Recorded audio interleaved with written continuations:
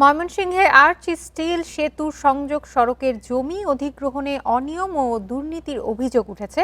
ভূমি মালিকদের অভিযোগ ৬ থেকে ১০% টাকা ঘুষ না দিলে মিলছে না ক্ষতিপূরণের টাকা, উল্টো হয়রানির শিকার হতে হচ্ছে।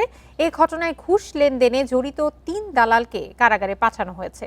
ময়মনসিংহে ব্রহ্মপুত্র নদের উপর দেশের প্রথম স্টিল আর্চ সেতু তৈরিতে কয়েক বছর ধরেই চলছে জমি অধিগ্রহণের কাজ। সংযোগ সড়ক নির্মাণে ১১৩ একর জমি অধিগ্রহণ করে সরকার।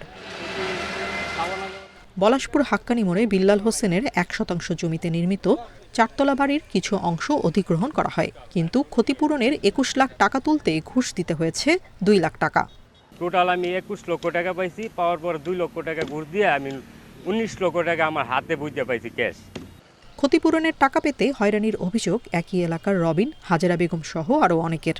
ভূমি অধিগ্রহণ ও গণপূর্ত অফিসে ৬ থেকে ১০% হারে ঘুষ দিয়েও মিলছে না ন্যায্য পাওনা।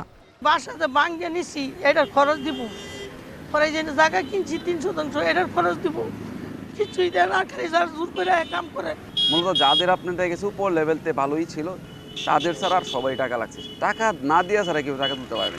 তবে অভিযোগ অস্বীকার করেন সাবেক উপসহকারী প্রকৌশলী। আর ভূমি অধিগ্রহণ কর্মকর্তা জানান, ঘুষ লেনদেনে জড়িত ৩ দালালকে কারাগারে পাঠানো হয়েছে। ফেরদৌসকে আমি তো চিনি না, এই ফেরদৌসকে আমি বাঁচাবো কেন? কোন দুঃখে? কোনো কারো কাছ থেকে কোনো সুবিধা নেওয়া হয়নি।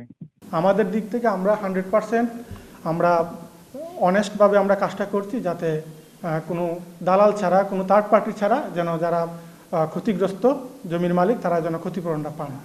এদিকে হয়রানির বিষয়ে বক্তব্য দিতে রাজি হননি সদ্য দায়িত্বপ্রাপ্ত জেলা প্রশাসক। ২০২২ সালে ৩,৩৬৩ কোটি ৬৩ লাখ টাকা ব্যয়ে সেতু নির্মাণ প্রকল্পের কাজ শুরু করে সড়ক ও জনপথ বিভাগ। Independent news.